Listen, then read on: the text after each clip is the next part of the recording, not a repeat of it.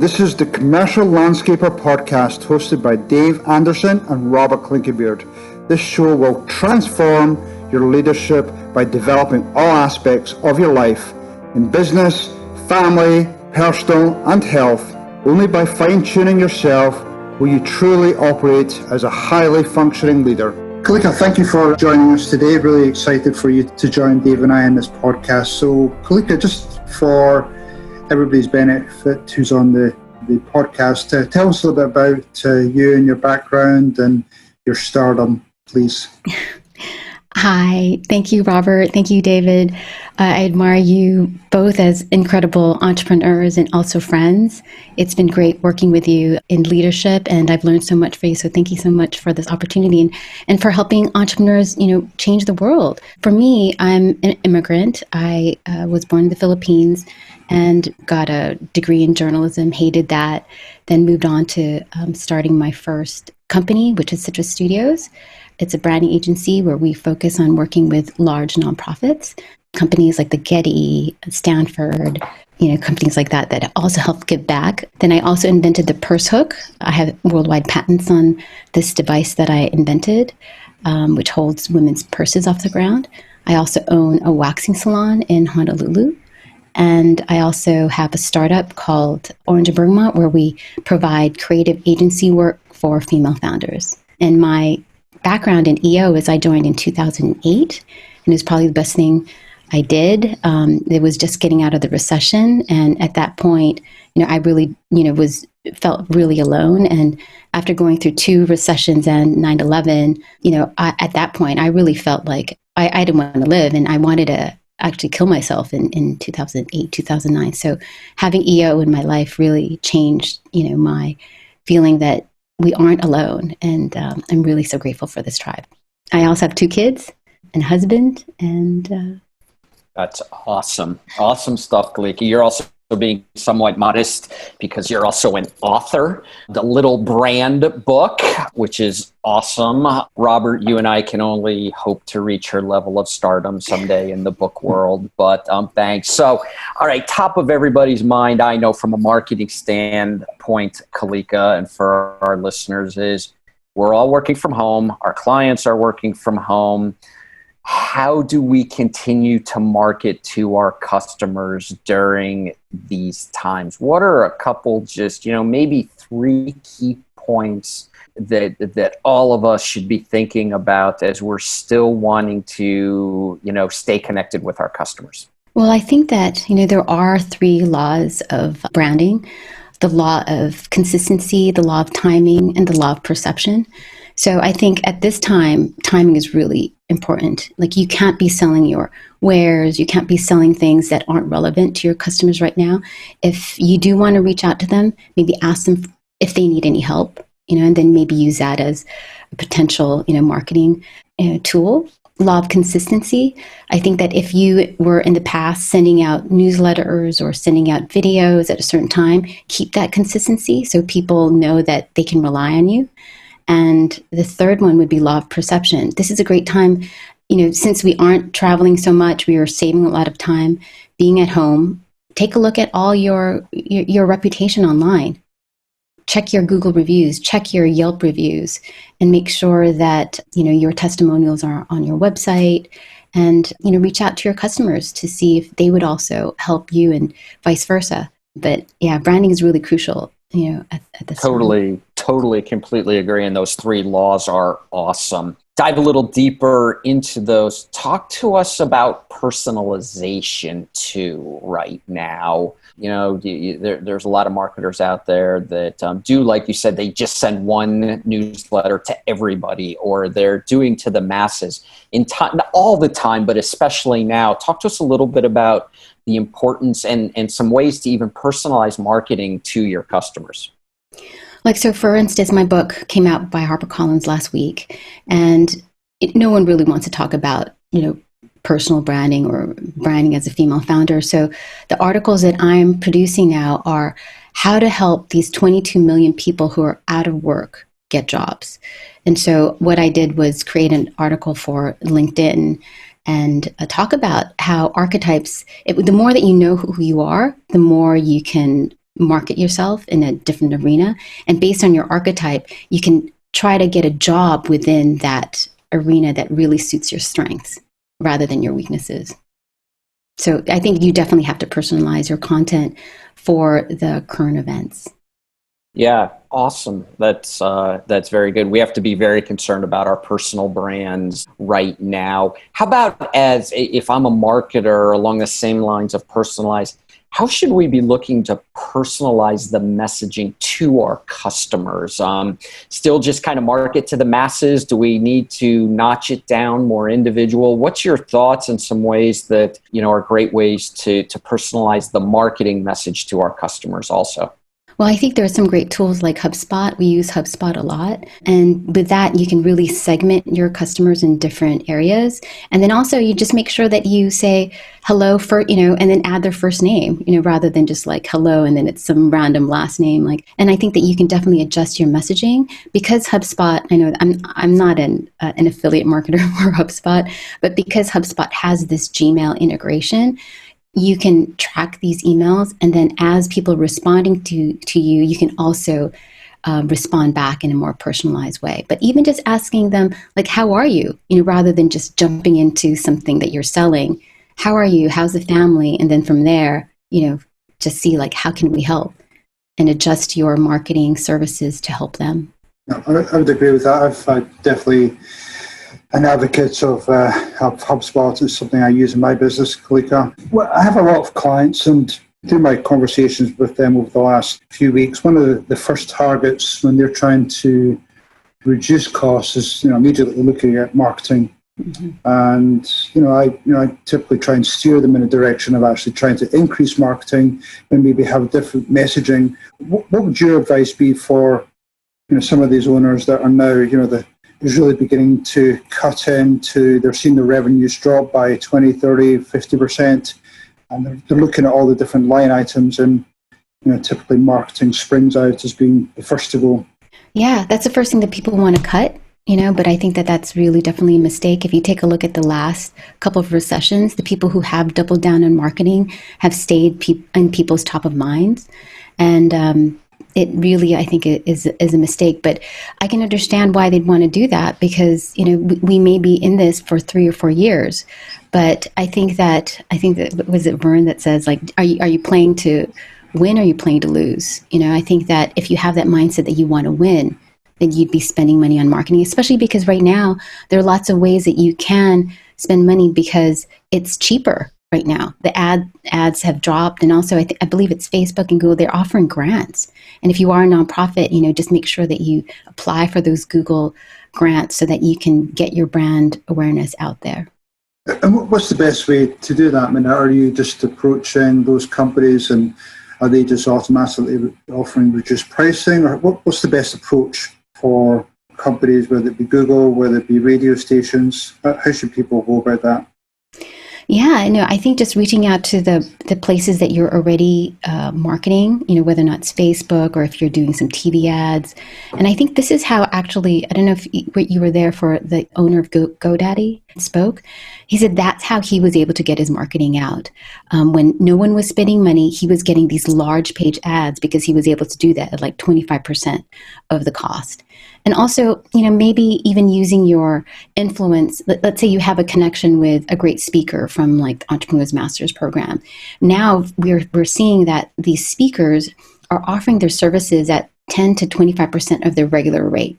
So like, for instance, Gina Mulliken Long, who was one of our professors at the Entrepreneur Masters program at MIT, she usually charges $20,000, and now it's a quarter of that. So if you can use your connections, maybe bring them in, do some type of virtual conference, some type of virtual event that would benefit your customers, people will remember you for that. No, I would agree with that. Yeah, I would agree. And talking about the virtual part, there's been a lot of, commentary around a lot of, the way we do business is going to change. And, obviously none of us know yet what that's going to be like, but there's certainly a lot of comments about the real estate world and how less people will be going to work, people will be getting used to working from home. How does that change the way in which marketing is done in the future? Yeah. So like, for instance, I saw an article that came through my email saying like, hey, drive more business to your retail store. Like that's so inappropriate right now because everyone's sheltering in place. So as far as it goes with real estate, I think that a lot of people are going to be reticent with going to restaurants and that there are going to be 6 feet markers around you.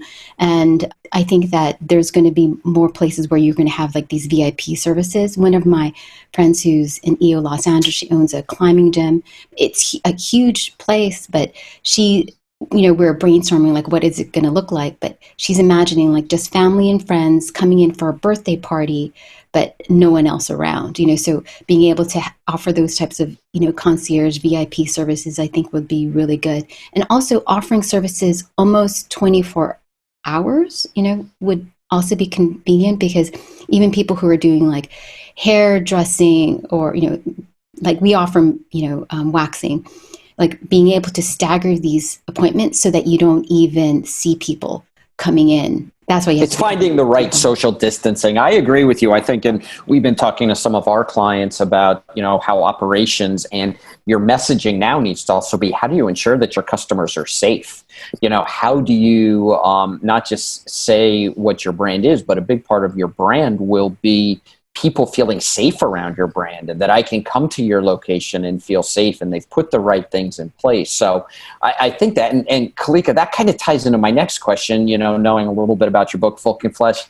I haven't read the whole thing yet, but I will. Congratulations on it launching. But messaging right now, messaging with any brand is really important, and knowing what, makes you unique in that. How is this, COVID-19 going to change the messaging? What are your thoughts on that, on brands? What should they be messaging now? What should brands be messaging right now to their customers? Yeah, well, how do brands need to evolve their messaging? Well, I just think that people need to be more succinct. I mean, that's also, a rule of branding. Like I'm looking at some of the ads that are coming out. It's just too many words. So you just have to realize that people are so stressed out. So they're not going to read your 12-word post. Like, I think that you should scale it back and just, at the most write 7 words, 7 to 9 words. I mean, we can follow what Governor Cuomo did, when he tweets out to help, New Yorkers stay home. Stay home, save lives, period. And I think that if you have that type of really clear, succinct message that people can actually understand, you'll go further. A lot of times people just use way too many words to be able to sell what they're selling. Yeah, I totally agree with that. Put things in phrases that people can remember. So that's great. Let's change direction a little bit right now as a mom, a successful entrepreneur, 2 kids, husband. We're all working to balance, work and home all being one right now for, a vast majority of people. What are you doing to cope with it? How are you and your husband and your kids? Any, outside of marketing, what other advice can you provide to some of our listeners? I think this is probably the best thing that has ever happened to me. Max Planck, the German psychologist, said if you look at something differently, that object will change. And after, fretting for about a week, I realized it's such a great opportunity for me to teach my kids how to, wash their clothes, fix their bed. We don't have our nanny, we don't have our housekeeper here anymore. And I also, over spring break, asked them, we have this female founder training. They also have their own company. And so my task to them was sell a product to a stranger. And so what they did was, because I had all these books that I was planning to donate to Goodwill, they took those books, listed them on eBay, and in a matter of two and a half weeks, they sold $1,000 worth of books. And they were able to get 7 orders within the day that they started listing these books. And they just got really excited. So every day, we take a trip to the post office and they send out their packages. Yeah, you're almost getting them to be entrepreneurs just like you. Yeah, that's awesome. That's great. So I've got 2 questions around that. How has your communication changed within your family, to your kids, to your husband? I mean, obviously you're around each other more I mean, there's obviously a different change of dynamics, and I've certainly learned to make a lot of adjustments myself. But what type of changes have you made? I learned a lot, going through the EMP program. And the first thing that they said is the people that are around you are the people that probably get the worst of you. So back in 2016, I made a really conscious effort to really, be more aware of my language and my tone.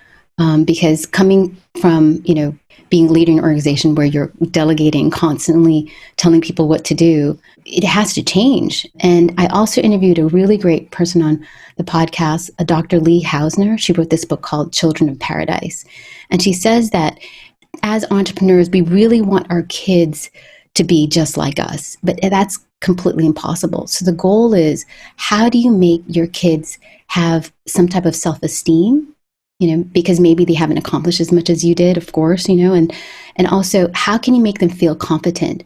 And she says that there's different ways that you have to be aware of how you're communicating. Like, there's a neutral way, which is like, okay, open your windows, so that you can let light in, like that's neutral. Or it's time to eat lunch, that's neutral. But how many times are you observing yourself and criticizing? How many times are you praising? And so, I think having that type of training, again, through EO, through being around entrepreneurs, just makes you really aware of like, ooh, that didn't feel right. And then also know that, I have a practice of meditation, which really helps. And because I think that you have to really be centered yourself first before you can be like that for other people. Right. And I'm also teaching them on, meditation as well, too. 2 questions around that. So what with some of the changes you've made, what changes have you seen in your kids? Just with, again, some of the dynamics that you're changing, communication and how you present yourself? I'm just really happy that they're really self-motivated. They're now like 11 and 13. So what we do is like we set up these little contracts with them. So they already know what my expectations are, is you can't play Minecraft unless you have practiced your piano, get out of your pajamas, brushed your teeth, eaten breakfast, because they used to just head straight to the computer right away. And then it was very, very calm. I talked to them in a very calm way. We had a little contract. They signed it. And then, so when I take away their computer because they didn't do what they said that they were going to do, it's just a natural consequence. And then they know that I'm serious. But yeah, they quickly get in shape once you start taking away their things. I love the idea of the contracts. I have the same challenges for myself with my kids. But then you touched on something earlier when you talked about meditation. I mean, how has this lockdown affected you probably have lots of daily habits. And, I've heard that other people have either increased them or maybe gone deeper in some of their habits. So how are you changing your daily habits? I'm still continuing to meditate. I was actually meditating, my goal was to meditate 3 times a day, morning, sometime in the early afternoon and later in the evening. But now that has only been in the morning. And then what I'll do is I'll do like a walking meditation, but I don't know if I consider that meditation.